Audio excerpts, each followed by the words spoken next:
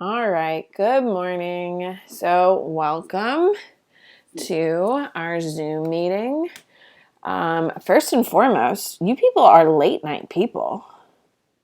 I was trying to get as much done for grades as they were coming in and trying to really stay up on it, which I think I did a pretty good job.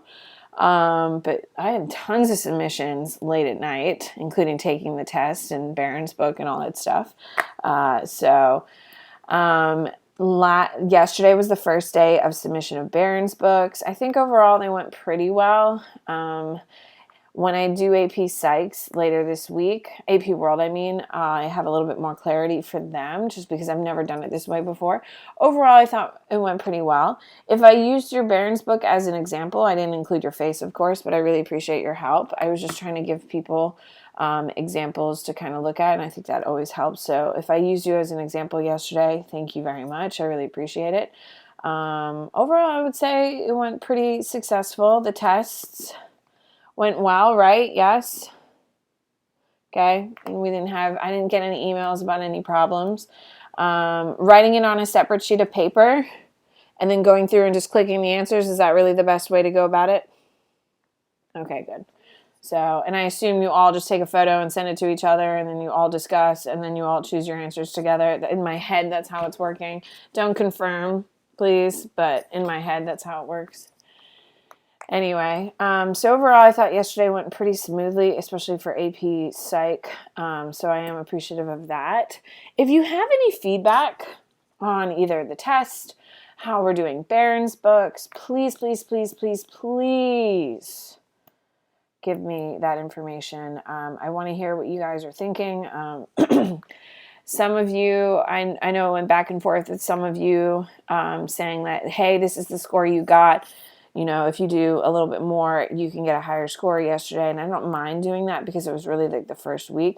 Keep in mind, I'm just trying to have some basic expectations here because as of right now, we still have an AP exam coming up. Now, in case you haven't heard, Hillsborough County has canceled all end of semester exams. So those they're officially canceled. Now, what does that mean? Now, in AP Psych, you don't have an end of semester exam because we're a full year AP course. However, if you have Algebra 2, you were supposed to have an end of course exam. You don't have that end of course exam anymore, and those got canceled. So that made you happy? So, wow, aren't we glad we woke up this morning to find that information out? When I was talking to AP World this morning, they were asking me whether we're still going to have school. I have no idea. I know there's now 6 states that have canceled school for the rest of the year. We are not one of them. I don't expect, our governor has been kind of slow, not trying to make a political stance, but he's been a little bit slower behind a lot of other states, especially near us. So because of that, I wouldn't expect that to come out here within the next week or two if we are or not. So I don't know that answer. Tomorrow I'm finding out about our AP exams. So I don't think I'll know that much information before our 11 a.m. Zoom meeting. So Monday I'll have all that information broken down. Madison, do you have a question? So if we don't have exams, end of semester exams, for pre-cal, does that mean we don't finish the course? I don't know. I would say not. I would say they're going to give you credit for the class. They're just not going to make you take an exam. Because I don't think they have a way to do secure exams at home. Yeah, that's true. So I think that's really the decision maker, is that they can't give you a secure exam at home. So I think they're just going to give you credit for the class and walk away. If I had to guess, that's what I would say. Okay. What do you got, Grace Mary? So my question is, how does that work for our grades? Because if you get an A first semester and a B second semester, then the exam is supposed to decide whether you get an A or B. So because I don't have an end of course exam, it's just there's a chart for people like me in my class. So if you get an A and a B, it works out to an A or something. So they'll have it all worked out. I'm not sure. Don't quote me on that, Grace Mary. That included numbers. That included numbers. So don't quote me on numbers. You know that would be foolish. But with that being said, they'll tell us exactly how to score us and what that is. So like going forward, we're going to continue going at the pace we're going because we still have an AP exam. Everyone gets that, correct? So hopefully you're distributing your Barron's book work, are we? Or are we doing it all last minute? I know Olivia's doing it last minute, brushing your teeth. I appreciate that hygiene, Olivia. With that being said, I hope we are taking our time, going through the books, because it's really your only homework. Now, today you do have a vocab quiz. Of course, you've all looked at your digital learning plan for this week. I'll pull it up for you, so if you don't have it ready to go, that's perfectly fine. So here we are, AP Psych Digital Learning Plan for this week. It's Thursday. You have vocab quiz week 6, and today in class I'm covering sensation and perception. And for this whole week, you should be working on pages 101 to page 157. So those are the major topics that you should be doing, and those are the things that you should be doing today. Keep in mind, when I start instruction here in a few minutes, as you can see, I'm super enthusiastic today. I don't know what is wrong with me today, but like, it's been a lot this last like week. And like today, I'm really just kind of over it. You know what I mean? And we have a month to go. Just putting that out there. Just wanting to put that out there for you. In case that's helpful. I don't think it is, but in case you wanted to know. Anyway, moving forward, for your content this week, you should be focusing on week 6, 7, 8, 9, and 10 of your binders, and that is where this content is going to be found. Specifically, sensation and perception, I believe, are weeks 6 and 7.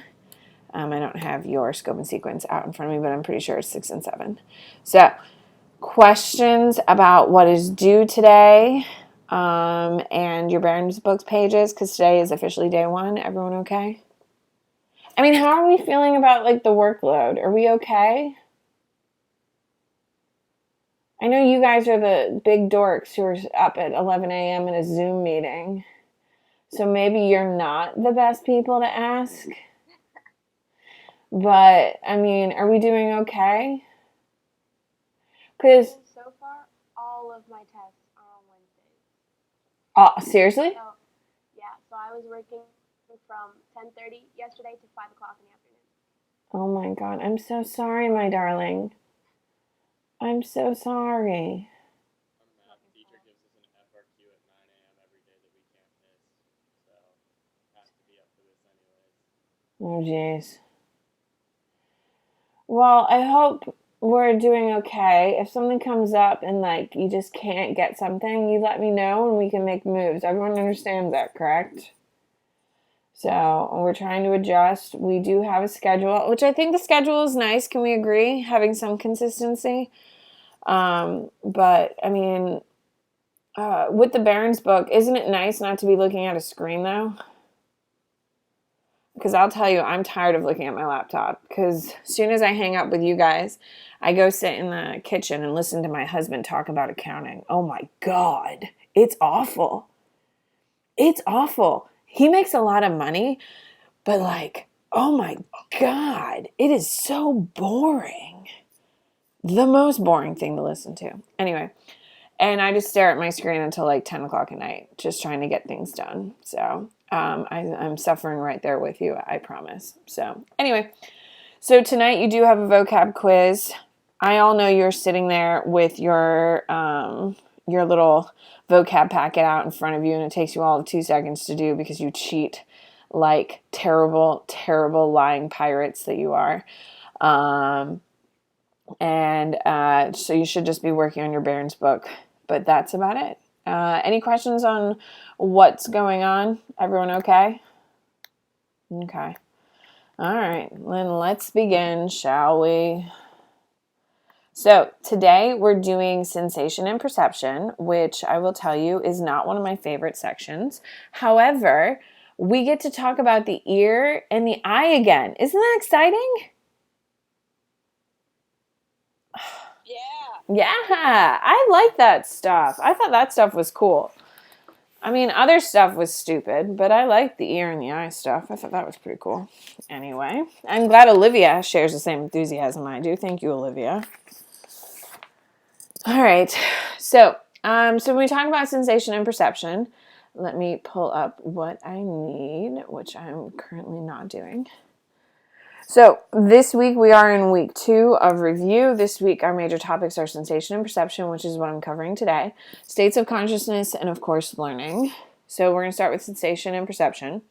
So when we talk about sensation, it's the activation of receptors in various sense organs. So it's the fact that we can feel temperature changes, the fact that we can see colors, the fact that we can taste different types of food, the fact that we can feel the different textures of things, all of those.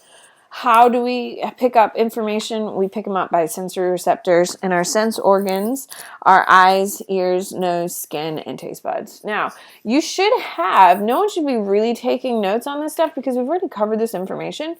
What you should be doing is looking at your focus and your study guide from that week and have those out. So as I'm covering something that, this is week 4, right? 5. It's 6. Oh, I'm straight up lying to you. I'm so sorry. This is week 6. Thank you, Diana. This is your week 6 stuff. So you should have it out. No one should be writing these on notebook sheet of paper. We've never used notebook paper in this class except to write FRQs. So we're not going to start that trend now. You should have your focus and your pieces out and kind of looking at that. And you should have, we're going to be looking at our diagrams here shortly. Yes. Here shortly, so you should have those ready to go. So when we talk about sensation, I think honestly one of the trickiest things about sensation is sensory thresholds. So sensory thresholds is about how much it takes for us to understand or sense something coming. So just noticeable differences is the smallest difference between 2 stimuli that's detectable. So how little or how much of a change will it allow for us to smell, taste, feel, sense something? So for instance, every single one of us has a certain smell from our shampoo, conditioner, deodorant, maybe you even put perfume on. Does anyone wear perfume anymore? Oh my God, seriously, every day? Yeah, no. I'm wearing makeup right now out of kind of protest because I don't want, AP World, I had 64 kids this morning and I didn't want 64 kids to see me in so I put makeup on. But as soon as I'm done with this, I go and wash my face and I'm over it. I haven't put makeup on in a long time and I am grateful. I'm not makeup. Perfume. Anyway, moving forward. Claire, I see you. And whoever you have with you who is listening to this, I don't even know. It better not be a stranger. It should be your brother or sister, isn't it? Yeah, this is my little brother. Riveting comments. Well, we're all trapped in our houses, Claire, okay? Stir crazy is a real thing, okay? Hello, Claire's brother. Welcome. So when we talk about sensory thresholds, we're talking about just noticeable differences. So every single one of us has a certain smell, and most of the time you can't really smell someone unless they smell really, really bad or they smell really, really good with too much cologne or perfume. That is the just noticeable difference. There's a certain amount that you cannot detect, and then all of a sudden, oh my God, that person has way too much on. That's your just noticeable differences. When we talk about absolute threshold, it is the absolute best that someone's ever done it in the history of humankind. So for instance, there was one person on the planet who can see a candle flame 30 miles away on a clear, dark night. One person could do it. So that is the absolute best it can be done. Okay? That does not mean every single one of us can see a candle 30 miles away. It just means it's like a Guinness World Record. Essentially, one person could do it, which is why it's the absolute threshold. Next, we have subliminal stimuli, which are stimuli that are below conscious awareness. Okay, this is the whole idea that, I can trick you into believing something by playing subliminal messages. And, like movie theaters, how they have like popcorn dancing in the background spliced in between images being shown on the screen in order to entice you to be like, oh man, I really wish I had popcorn, so you get up and spend money. Those are subliminal stimuli.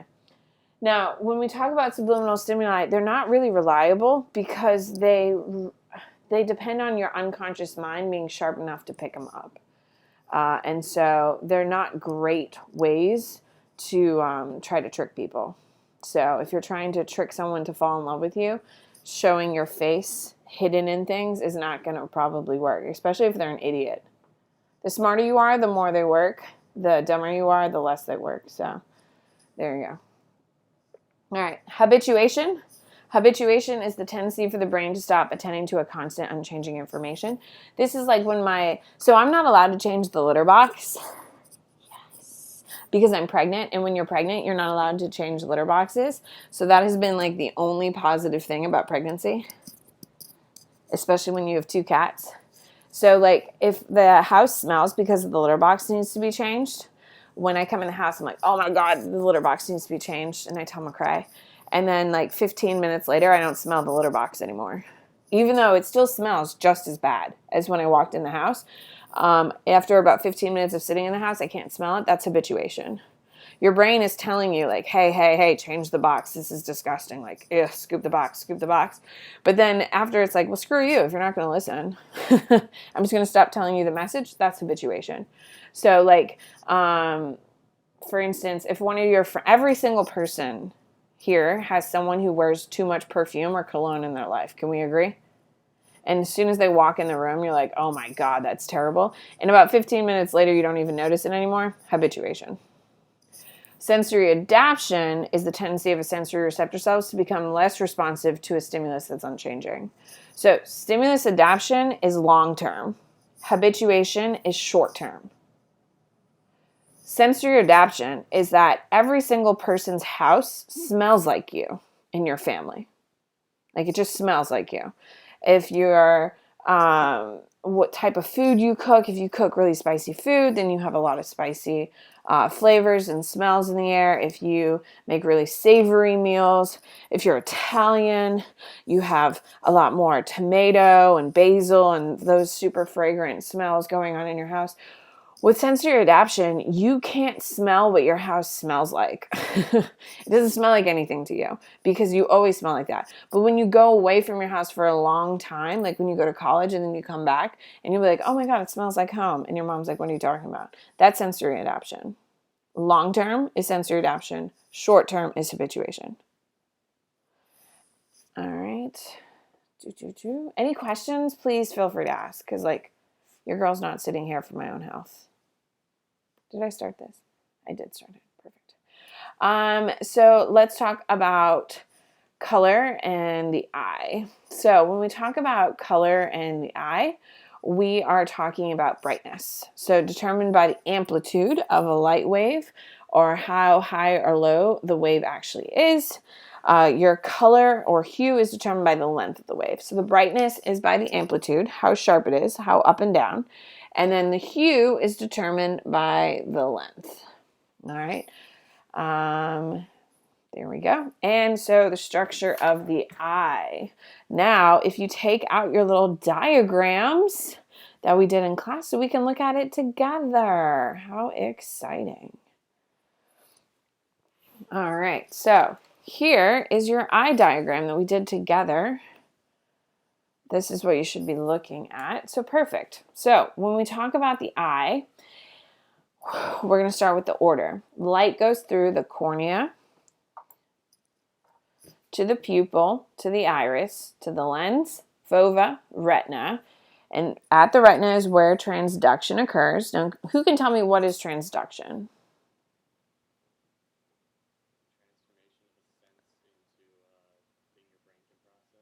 Yeah, an external An external stimuli is then converted into a neural impulse. Perfect. Thank you, Nathan. So transduction is where an external stimuli, so the actual light, is then converted into a neural impulse, which is the only thing our brain can process. That's transduction. So it happens on the retina. And specifically on the retina, it goes ganglion, bipolar, and rods and cones. Does anyone remember what color rods see?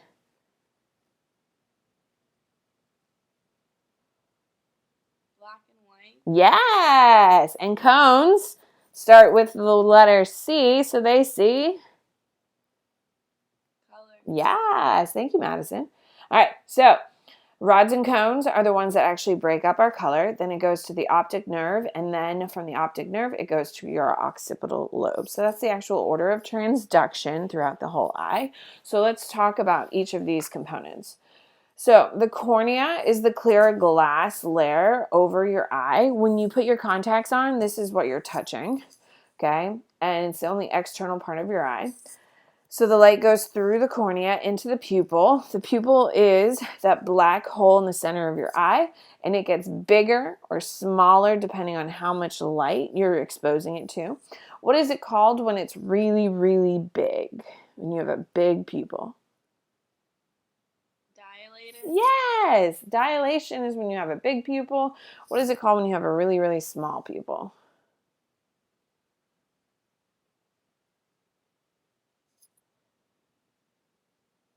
Constricted. It's a constricted pupil versus a dilated pupil. So the pupil isn't actually a thing, it's a hole. So keep that in mind. And the hole is made up by the iris, which is this part right here, which happens to be the colored part of your eye that is made up of muscles that either constricts or dilates your eye, which means it either constricts or dilates your pupil. So it will limit or maximize the amount of light coming into your eye. So it goes cornea through the pupil, which is surrounded by the iris, and then it hits your lens. Your lens will focus and then flip the image upside down to make it easier for your brain to process. So cornea, pupil, iris, lens, flips the image and then sends it to the back of your retina. So your retina is a very thin layer of membrane on the back of your eye, and this is where all of your photoreceptors are. Your photoreceptors are going to be your ganglion cells, your bipolar cells, your rods and cones, which rods can see black and white, your cones can see color, and then of course you have transduction occur. So when the light hits the retina, it goes through your ganglion, your bipolar, then your rods and cones, and then transduction officially occurs. So with your light coming through your cornea to your pupil, to your iris, to your lens, then to your retina, which is where transduction occurs, it's where light is hitting. It actually hits the fova, which is the focal point. So if it hits it perfectly and literally kisses perfectly, you have 20/20 vision. If it comes too short, you're nearsighted. If it comes too far through, you're farsighted, which we'll talk about here in a few minutes.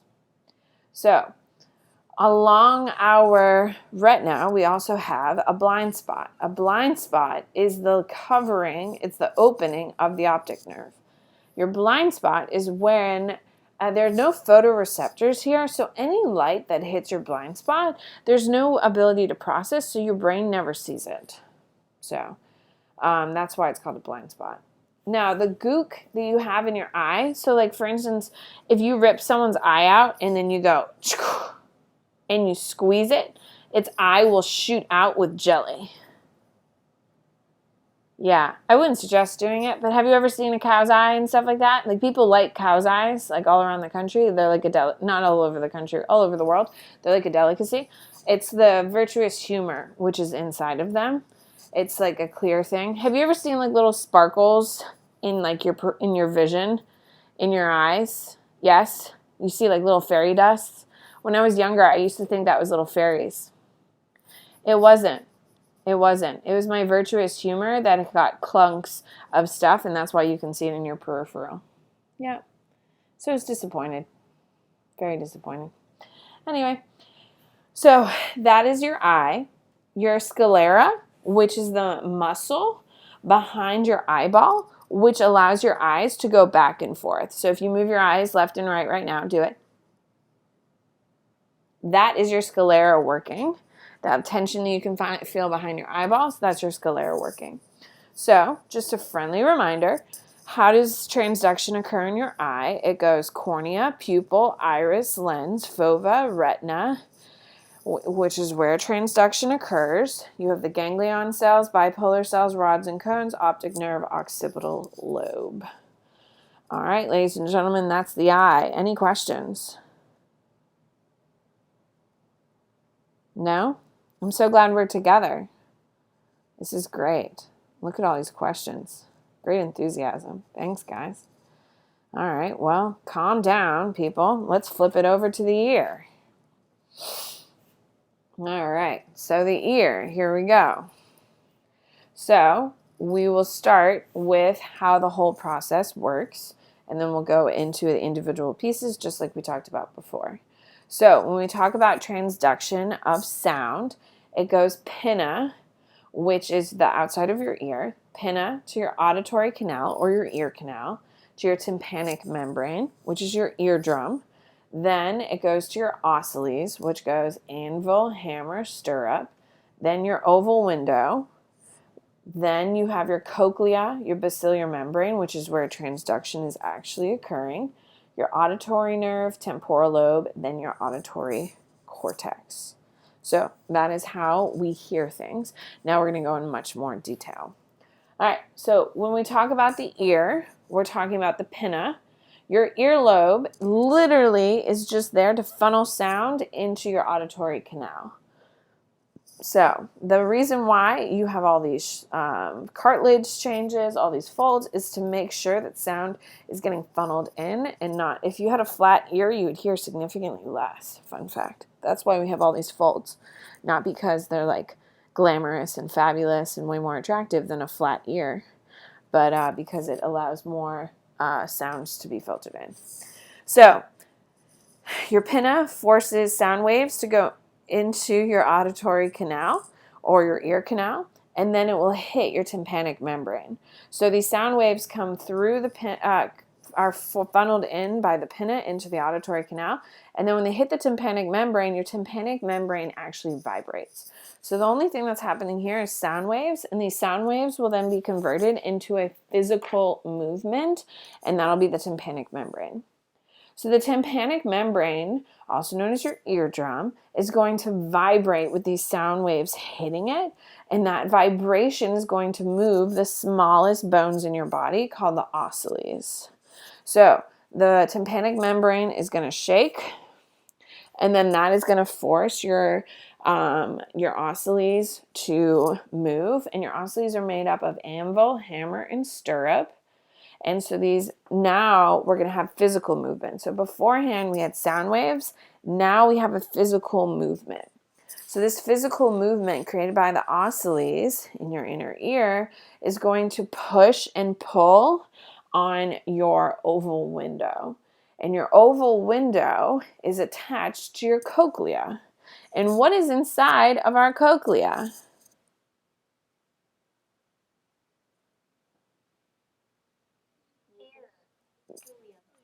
We have cilia, but we also have what else? Diana? Mucus. Absolutely. It's filled with mucus.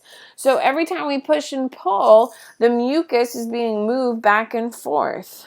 Okay, it's being pulled forward, pushed back, and that mucus is then going to move the cilia.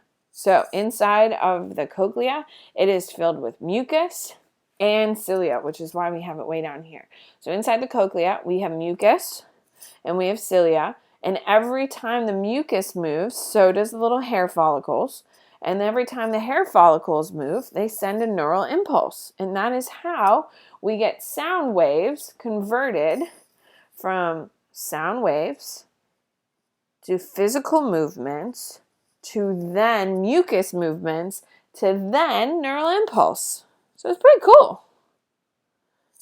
No, we don't think it's pretty cool. All right. So every single time the mucus moves, the cilia moves, and every time the cilia moves, we get a creation of a neural impulse. And this creation of a neural impulse is happening inside the cochlea, but specifically on the basilar membrane, which is inside the cochlea. And then from the basilar membrane, we send that information down the auditory nerve all the way to the auditory cortex, which is where that information will be processed. So inside your ear, you also have your semicircular canals, which are up here. Your semicircular canals are what are helping you with balance. So they're not really involved in your hearing, but they are involved in your balance. So if you've ever had like water in your ear and you're like, oh my God, it's so heavy. My ear feels so heavy. It's because you've thrown off your semicircular canals. All right. Questions on your ear? No? Okay. All right. So we have just done our ear and our eye. So let's see what else is next. Perfect. So we did the iris, the lens, perfect, retina. Okay. Structure of the eye. We've already crushed this. Now keep in mind, when we do talk about the eye, things that we see in the left eye go to what side of the brain? Right side. Anything our right eye sees goes to the left side. There you go. Perfect. So when we talk about how eyes work, we have dark adaptation and light adaptation. So dark adaptation is when we're out at night, our eyes take a little bit longer to adjust so we can see. And then when we go back in the light, you're like, oh my God, it's so harsh. Yes. When people turn on the light early in the morning and it's like super harsh. Yes. Okay. When someone like comes crashing into your room and like turns on the light without warning you, that's called light adaptation. It's really jarring just because our eyes are not accustomed to it. Same type of thing. When it's dark out, we can see things if we've been outside for a while because our eyes adjust. So, Could that cause vision problems? Like if it happens a lot. what, like someone coming into your like bedroom and turning on the lights all the time? Like say you wake up in the middle of the night and go for your phone and it's really, really bright. Could that cause vision problems? I don't think it causes vision problems. I know it stimulates your brain because of the blue light, and which is bad for you, and it won't let you go back to sleep as fast. But I don't think it causes vision problems.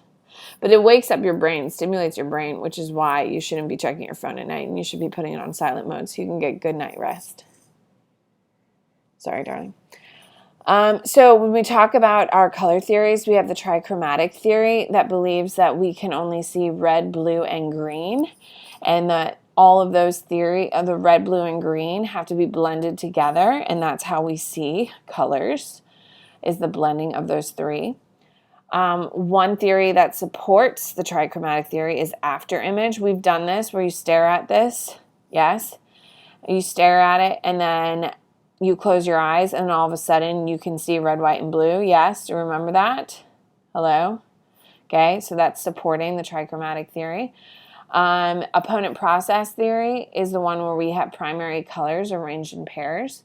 So the opponent process theory supports after images.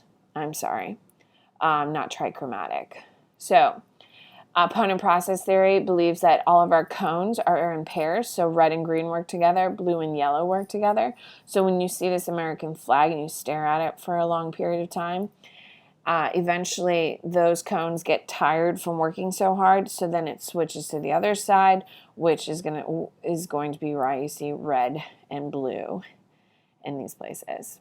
Color blindness, we have monochrome, which means people have no cones or cones that aren't working at all, which means they can't see any color. And then we have red and green color blindness, which means the red and green cones aren't working. Most people who are colorblind are men. It's actually less common in women, more common in men. So this is what monochrome looks like.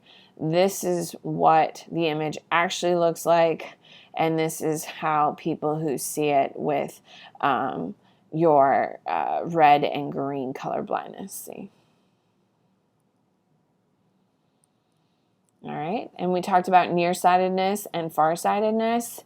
So if you have perfect 20/20 vision, light comes in through your cornea, through your pupil, surrounded by your iris, through your lens, and hits your focal point of fovea on the retina, and everything kisses perfectly. If you're nearsighted, light comes through and doesn't quite reach the fovea. So you can see things closely, but you can't see things far away in the distance. Farsightedness, this is what it looks like if you have perfect 20/20 vision. Light comes in and kisses the retina perfectly. But if you're farsighted, light goes through and goes all the way into your optic nerve. So essentially your eyeballs are too narrow, while in nearsightedness, your eyeballs are too fat. So if you are farsighted, you can see things clearly in the background, but you can't see things up close. When we talk about dilated pupils, which we talked about earlier, dilated pupils are when you have really big pupils that allow lots of light in. So if it's really dark, this is how big your pupils get. If it's really, really bright out, your pupils constrict in order to limit the amount of light getting into your eyes so you don't burn your retina. All right. So sound, we have wavelength, amplitude, purity, and hertz. All of these are how sound is measured. So we've already talked about the structure of the ear, so we're good to go there. So theories about hearing are pitch theories, which believes that sound waves are perceived as higher pitches. Place theory believes that only part of your ears can hear certain sounds. Frequency theory is that a pitch is believed by the speed of the vibrations.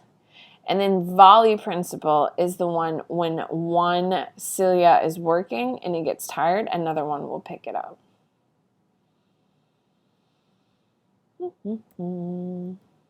Perfect. All right. So, any questions on hearing?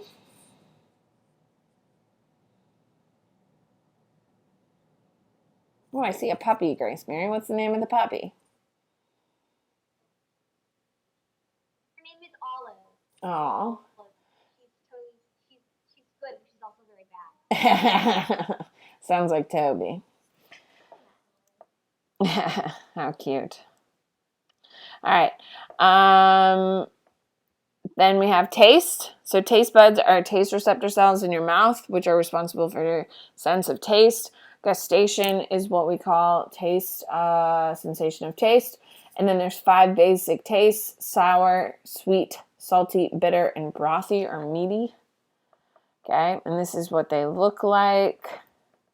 We also have smell, which is olfaction, okay, which is your sense of smell, and they are located on the olfactory bulb, which is right in front of the brain, just behind the nose. It has one of your strongest senses. The reason why smells are so powerful, like the moment you smell like cookies baking or smell someone's specific perfume or cologne, it reminds you of something, is because it's so close to our brain that our sense of smell is one of the most powerful senses we have because of how close it is to the proximity of the brain.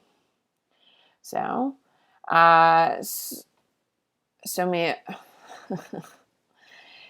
kinesthetic senses, or the skin sensations, are all controlled by pressure, touch, temperature, and pain, and that's all about gate control theory. So, kinesthetic is one of the biggest ones. Kinesthetic is the sense of location of body parts in relation to the ground and others, how we move, those types of things. Then vestibular is a sense of movement and balance and body position. So kinesthetic is like baseball players. They can run and they know where the wall is, and they can run and catch a baseball in midair, and like they can organize their bodies perfectly. Vestibular is like ballerinas.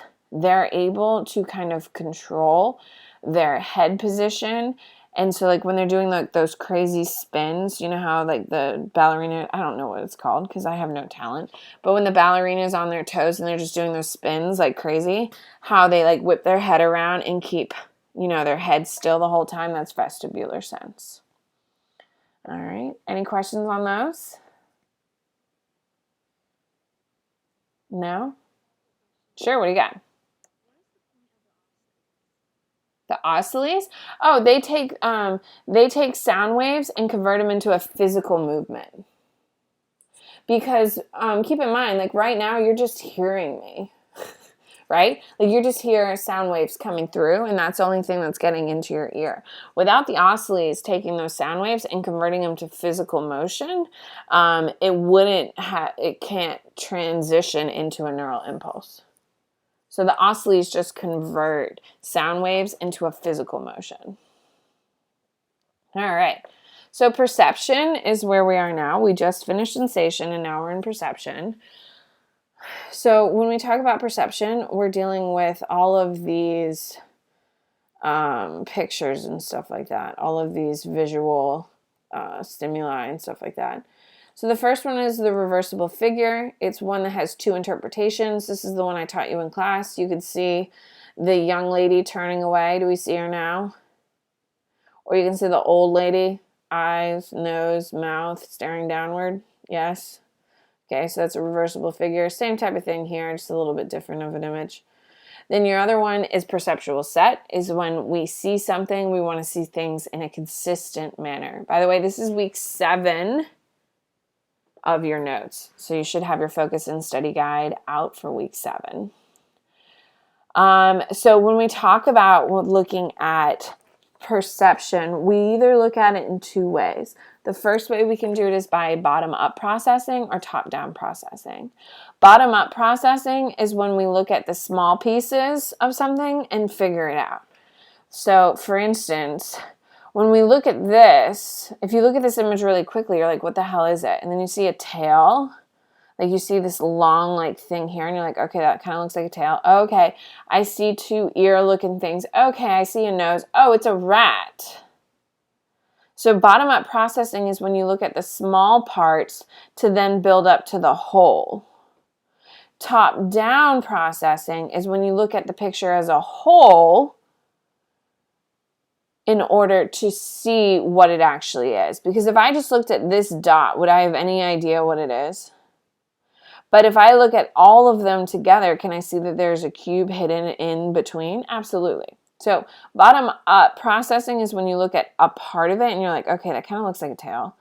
Okay, those kind of look like ears, like mouse ears. Okay, I see a snout. Okay, oh, okay. Hind legs, tail, got it, it's a mouse. Bottom-up processing, you look at the individual parts. Top-down processing is you look at the whole image in order to figure it out. Everyone okay on that? All right. So this would be, in order to see what this says, you would have to do top-down processing. The cat is what it's trying to say. So even though these are the 2 of the same things, we see an H here and we see an A there, the reason why it's top-down processing is because we have to look at the image as a whole in order to get the cat. Everyone okay on that? All right. So just SALT principles is when we use top-down processing, okay? And it's when the whole is greater than the sum of its parts. So when you look at something in the big picture, you can see it. So, okay, if you look at the whole, you can get a little bit more information. If you look at the whole, you can see that there are horsies in there. Did you see the horsies? Okay, if you look at the whole image, you can see there's a Dalmatian. If you look at the whole image, you can see there's a saxophone player and a woman's face. Okay, 5 phenomenon is when you have one focal point. So you're standing here and you're looking in and it looks like the guy is running. So when we talk about figure ground, figure is the image that's being looked at. So the figure of this image is the swans, but the ground are these black things. So figure is what is the center. and the ground is the background. So when we talk about figure ground and we talk about perception, we also have to talk about perceiving depth. So we have depth perception, which uses binocular and monocular cues. Now, one thing I do want you to pull out from week 7 is we did all of our Gestalt principles on a little sheet of paper. Do you remember these? You hated doing these, remember? So if you have them, take them out, please.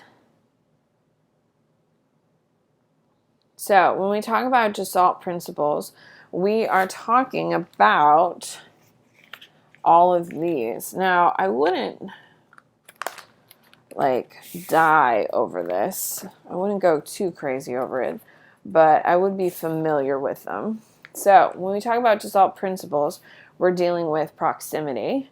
Okay, so we put these dots together. These dots are together. These dots are together because they look like they're in the same group. That's proximity. Similarity is the tendency to perceive things that look similar as part of the same group. So we group this 4 together, this 4 together, these 4, because they look similar to each other. Closure is, even though we're just looking at lines, looking at these lines, we see a rectangle. Not a very good rectangle, but a rectangle. And then here we see a triangle. And I'm going to say the triangle looks much better than the rectangle. I'm just going to point that out. Then we have continuity, which is we see movement and separation. Okay, perceive things as simple as possible.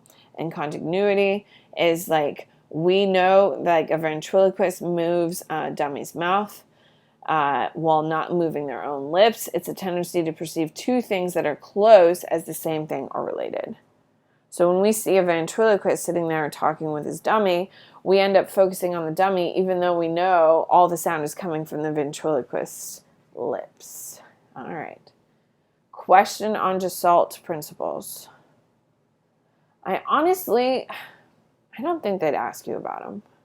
Now, if you were taking a full AP exam and you were doing 100 multiple choice questions and FRQs, it would definitely be on there because they're kind of stinky and crappy. And that's how we separate 4s from 5s. But for your 45-minute take-it-home, cheat-at-home test, I think you probably aren't going to see them. But I could be horribly wrong because I don't know anything. So we'll see. Then we have monocular cues. Monocular cues means they can only be seen with one eye. Linear perspective is 1. So this guy is close to us. That is far away. Okay.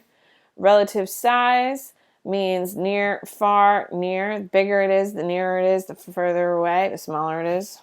Okay. Then we also have overlap.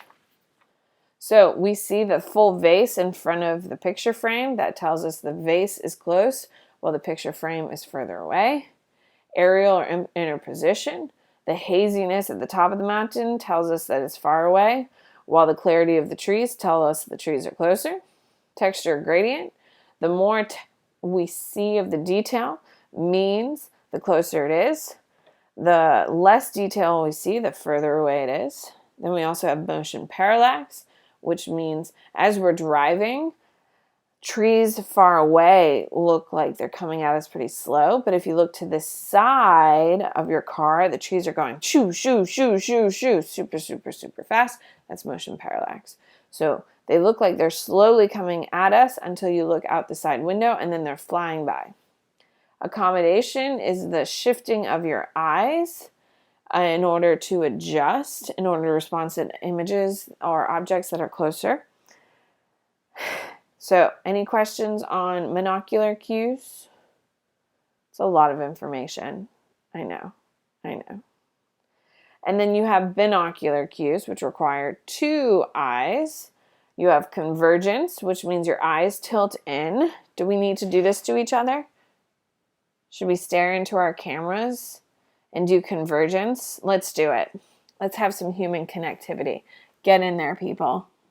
Do your convergence. I see you, Maggie. Get in there, girl. Let me see that convergence. Yeah. Nice. Perfect. All right. So, stop being weirdos, people. Jeez. I'm just kidding.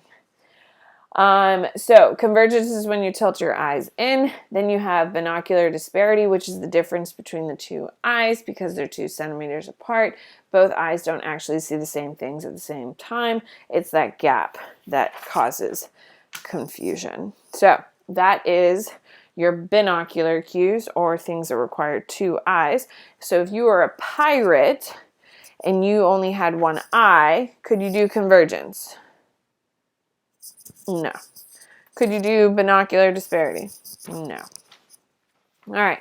Questions on Gestalt principles, monocular or binocular cues? No? All right. Well, fine. Fine. Fine. Continuing then, my super chatty friends. Here we go. Optical illusions, the Muller-Lyer illusion. Okay, can anyone tell me what is the illusion of the Muller-Lyer? What's the trick? The way the arrows face, they make it look longer. Yes, but the lines are actually the? Same. Yes. So the Muller-Lyer illusion is this looks longer than this one because of these pieces facing outward, but the central line is actually the same. Perfect. Okay, so this looks like the building is going away from us. This looks like we're going into the building. This is all Muller-Lyer. Perfect. Then we have the Ames room. Ames room illusion. Okay, it's a trapezoid. We did a little diagram on your notes. I'm just going to show it to you. This is what the actual Ames room kind of format looks like on the inside. So if you're standing here, this is where you view the Ames room illusion. This person looks really big because they're near, and the room is designed so there's one person in the far, far corner. Because they're farther away, they're smaller. So the reason why in the same room, all of the other cues in the room, the wood floors, the checker pattern floors, the clock on the wall, everything is designed to trick you to think that these people are in the same 90-degree corner when in fact there's a huge angle of difference between the two. So that is what the room actually looks like. But when you look at the room, it looks like this, which tricks your brain. As you can see, this person looks teeny tiny and this kid looks humongous. The reason is because all of these angles have been set up to trick you. Then we have impossible figures. Impossible figures are things that don't actually exist because they couldn't exist. So they cannot exist in a 3-dimensional space. Like this building, it looks like it's a perfectly normal building, but if you look at the details, okay, here we see like a bridge, okay, and now all of a sudden this column is now in the back. Well, this column that's in the back is now in the front. So this can't exist. So this column is supposed to be in the back, but now it's in the front. It can't possibly exist. Obviously, this horse can't exist either. I don't know if you noticed, there's a huge gaping hole here. Okay, this is, this dice thing cannot exist because it's flat, flat, flat, 3-dimensional, flat, flat, flat, 3-dimensional. This is the devil's trident. Okay, it looks like it could work, but it can't work because this looks like it's enclosed, but it's actually open. This looks like it's closed, but it's actually open. All of those types of things, impossible figures. Here's another one. All right, another illusion is the moon illusion. Okay, my mother gets tricked by this every time. If I get another phone call about how the moon is so close today. Ladies and gentlemen, does the moon get closer to Earth? No. Why do people say, oh my God, the moon is huge? Is because it's closer to the horizon. Because it's closer to the horizon, people are like, oh my God, the moon is huge. No, it's just closer to things we can compare it to. And because it's closer to things we can compare it to, we say the moon is big. Because yes, the moon is big when it's next to trees, which is on our planet, okay? when we have a moon way up in the sky, it has nothing to compare it to, which is why it looks small. It's only the point of comparison. All right, so why do we care about optical illusions? The reason why we care about optical illusions is because it allows us to see what strengths and what weaknesses our own sensations have, and allowing us to do the things we need to do. Perfect. All right. Wow. All right. Well, that's it for sensation and perception. Not my favorite unit. I will tell you that. Mostly, you could probably tell by my lack of enthusiasm. Actually, I do like the ear and the eye. I think that's pretty cool, but everything else I don't care about. All right. Questions, concern, comments? I will say, I really wish I could just read you guys like little kid books. What are your thoughts? How about tomorrow I just read you like... I got some really good ones back there. So there's some really dark ones. Have you ever read Cicada? Yeah, it's a dark one. It was given to us by one of McCrae's friends. It's about a cicada bug. And it sounds like he's going to commit suicide on like page 3. But it actually has like a positive ending. But like it's dark. It's amazing. It's hilarious. But I'd much rather be reading those to you than doing this. But here we are. Maybe, that's what we'll do. If the exam gets canceled, you guys just log in every day. I'll read you a book, and then you send me an Edsby post with your feedback. And that's how we'll do points. How's that? Does that sound good to you? Perfect. All right. Well, at least we know what we'll do for the assignments after this AP exam gets canceled. Anyway, alrighty. I'm done. Goodbye. Have a wonderful day, my darlings. I'll see you tomorrow. Get your vocab quiz done. Bye.